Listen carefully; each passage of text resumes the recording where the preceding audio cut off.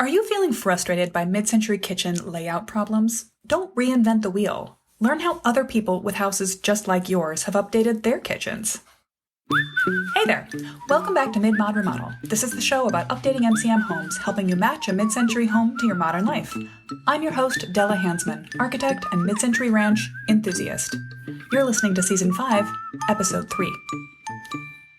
Today we're going to talk about mid-century kitchen layout problems. Nearly every mid-century kitchen has a layout that can be problematic for the way that a modern family likes to use their cooking and eating and hanging out space. Now, in episode 1 of this season, I pointed out the remodeling roadmap, which lays out the steps of planning a remodel in order.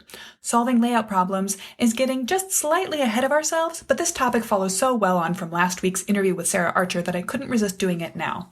Next week, we'll pull back from the more big picture questions of moving workspaces around and dig into the nitty-gritty with questions and answers about kitchen building code. For today, however, we get to play with kitchen layouts. By the way, if you wanted to take another glance at that handy roadmap, grab it from midmod-midwest.com/roadmap.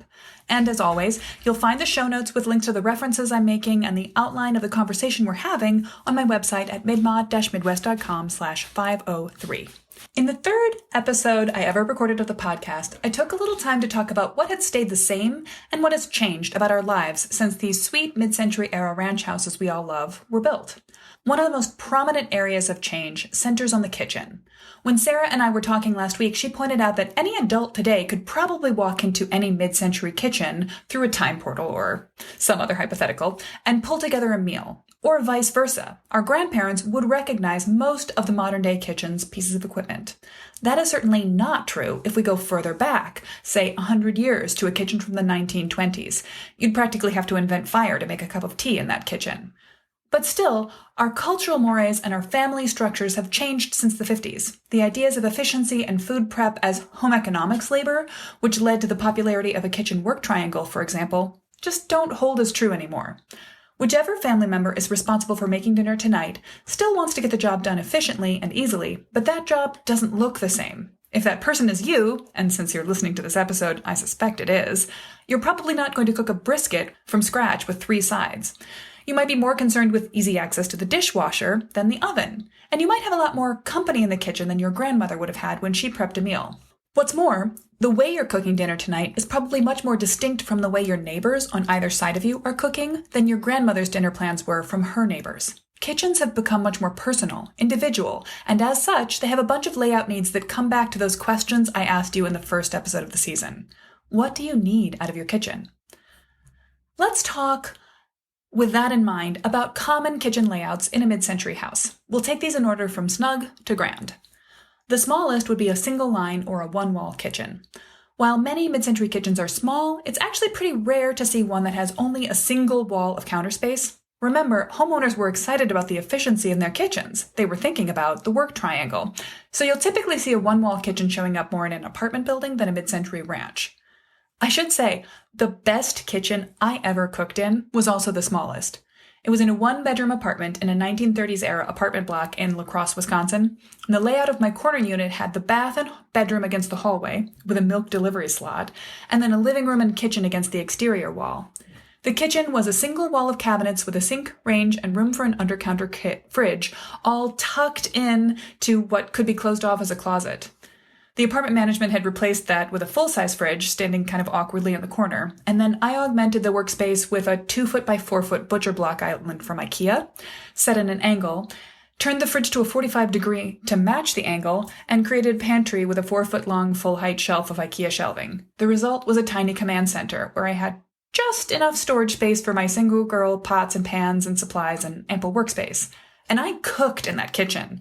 I could pivot on one step and get to the fridge, the sink, the tiny, I think it was 18 inches wide range, and the little bit of counter between them, to my pantry and the work surface on the butcher block.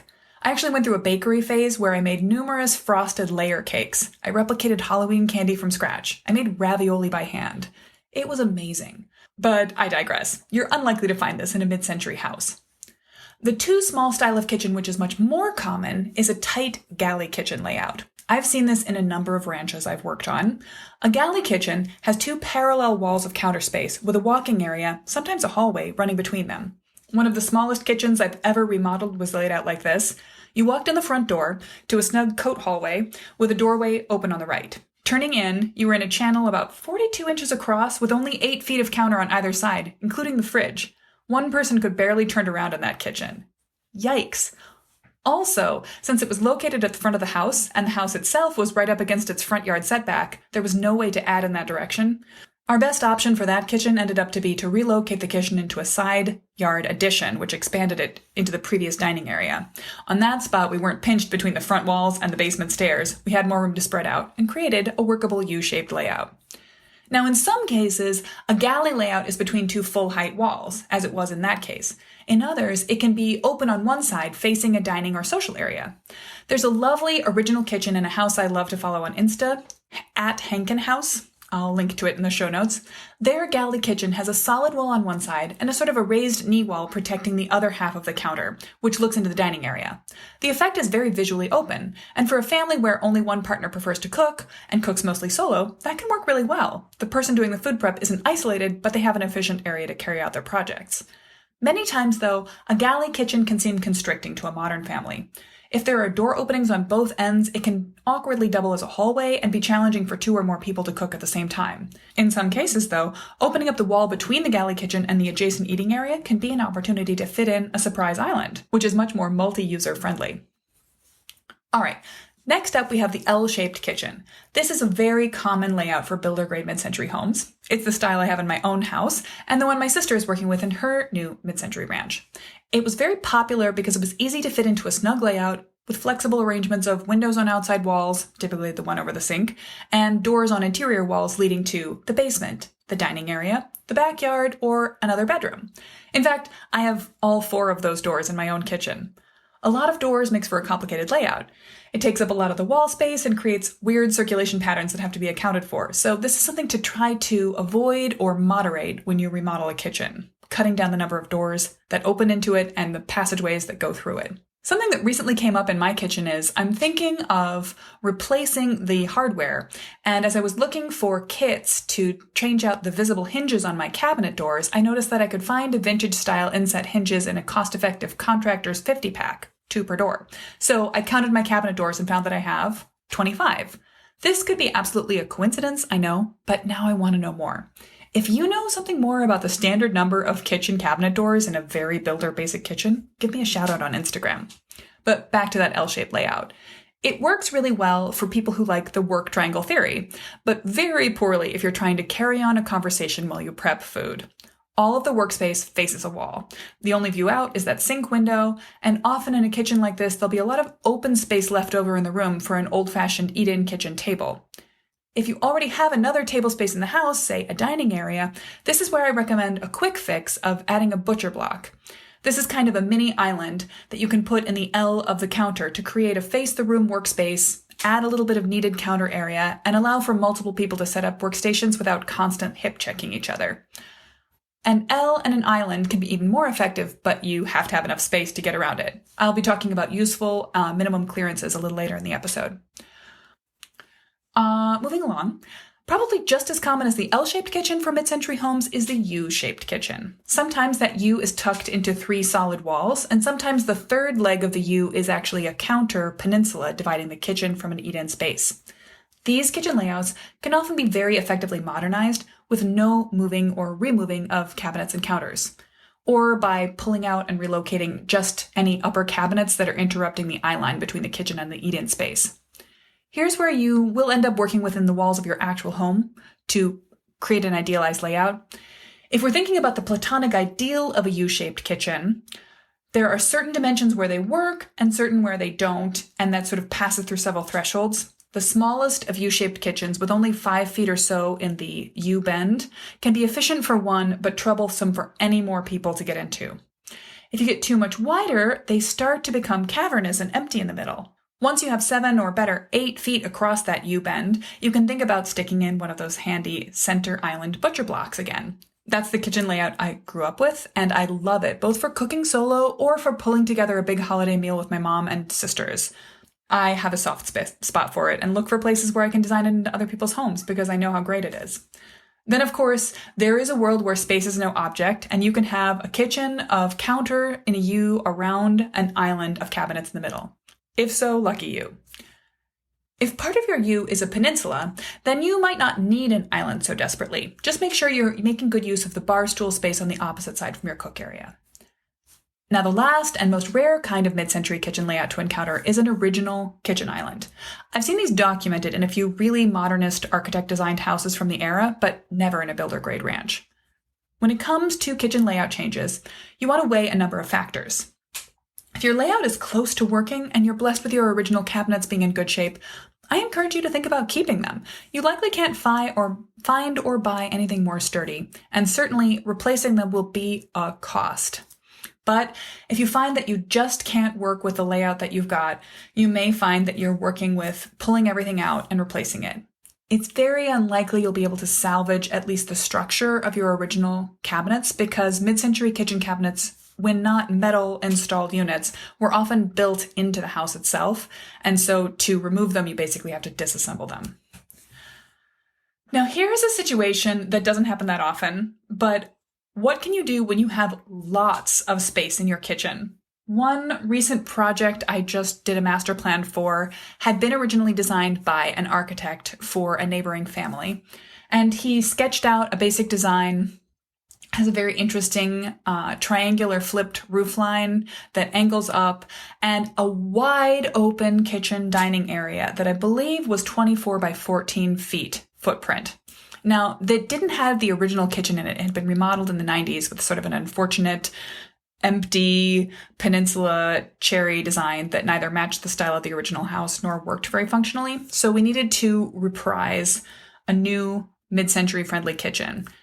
They had the original floor plans, and I was tickled and baffled to note that in this big open plan space, what the original architect had done was basically inserted a snug, compact U-shaped kitchen. It was almost a G shape where you kind of close the last piece and you just walk in through a little channel, and then you'd be completely enclosed by both paste cabinets and upper cabinets. It was like a drop-in mid-century kitchen being put into an open plan space. I was charmed and weirded out by it at the same time. We didn't end up proposing anything along those lines, but basically found them the space to do a really generous U-shaped kitchen with a peninsula and a center butcher block. I think that the new space is going to be much more effective for the whole family to cook together in. All right, let's do some basic design guidelines. When you're playing around with kitchen layout updates, you want to keep the following measurements in mind. Base cabinets are typically 24 inches deep. But when every inch counts, you can't forget to account for the thickness of the cabinet or drawer in front of it, which is typically either 5/8 or 3/4 of an inch, and the fact that the countertops will overhang those doors. Generally, think of the countertop being 25 inches deep if the base cabinet is 24 inches deep. Wall cabinets are 12 or 15 inches deep, but don't worry too much about that number because I don't recommend using them. For an island, if you only have room to put in a 2-foot deep one, I recommend an open-legged butcher block style unit. A closed base cabinet that's only 2 feet deep can feel a bit graceless. Much better if you've got room for a 3-foot or even a 42-inch deep island with room for both base cabinets on one side and knee room for bar stools on the other. Or if you've got more space, first off, I'm surprised, and second, hooray, put in back-to-back base cabinets for a 4-foot deep counter and still niche out a few areas for knees unless you want to keep your kitchen standing room only. When you're thinking about the circulation, walking, standing space in your kitchen, be generous. This is what makes it possible to share the workspace with more than one person. The ideal amount of space between a wall, base cabinet, and an island is 4 whole feet. You can squeak by with 42 inches in a pinch, but that's not recommended.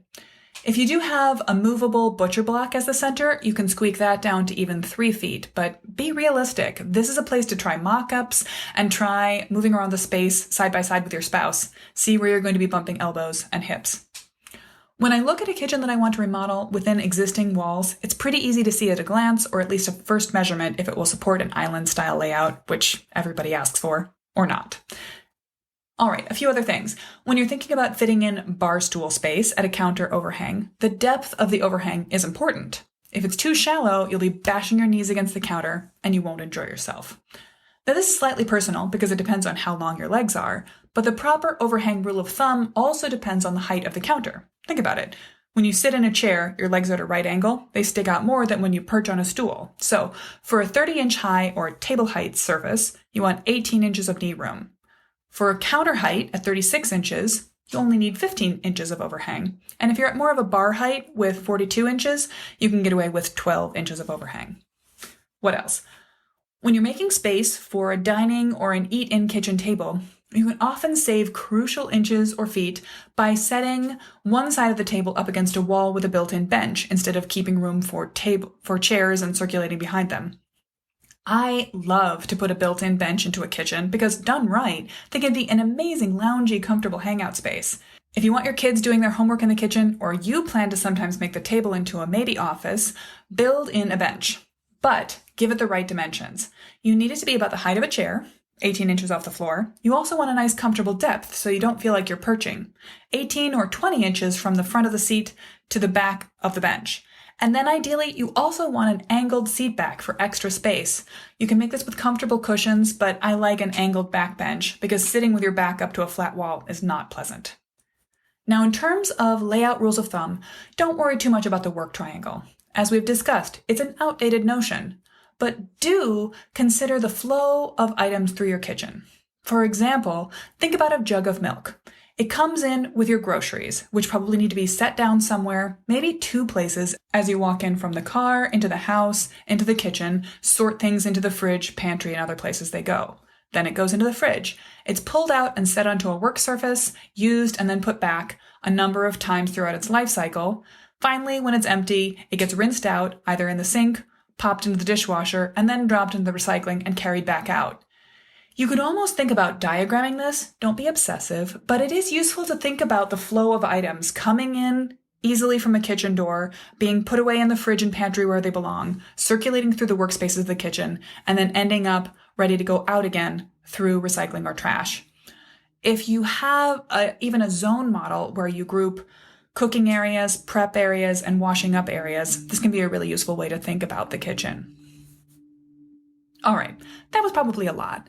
I spend a lot of time thinking in my work hours, and not an inconsiderable amount of time of my free time, focusing on kitchens, wondering how they could be improved, reworking those I visited in my head after hours.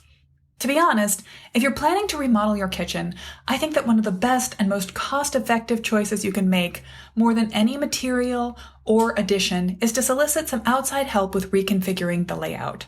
This is an area where expertise and collaboration pay off. I'd be delighted if you reached out to me. If you plan to go it alone, my next best advice is to obsessively pay attention to other people's kitchens. When you visit friends, we'll do this someday, when you watch TV, when you look at Instagram and Pinterest, don't limit yourself to liking a kitchen because of the way it looks. Think about successful layouts that are used by people who seem to cook and live their lives the way you'd like to. Play around with multiple possibilities. Using the rules of thumb I laid out, and others you might find that work for yourself, features from your current kitchen you like or hate, try as many configurations as you can think of. You won't be wasting your time. You can find some images to go along with all this layout chit-chat on my website in the show notes blog post at midmod-midwest.com/503. You'll see an outline of what we covered in the episode too. Help new listeners find the show by adding a rating and review. And if you have kitchen questions of your own, pop over to my regular Wednesday evening Clubhouse chat. I'll be in the app from 6 p.m. Central every week for a while now, answering questions, sharing opinions, and just talking about all things mid-mod remodel. Tune in next week for my overview of kitchen building code issues and my explanation of why you should care about them. Talk to you then.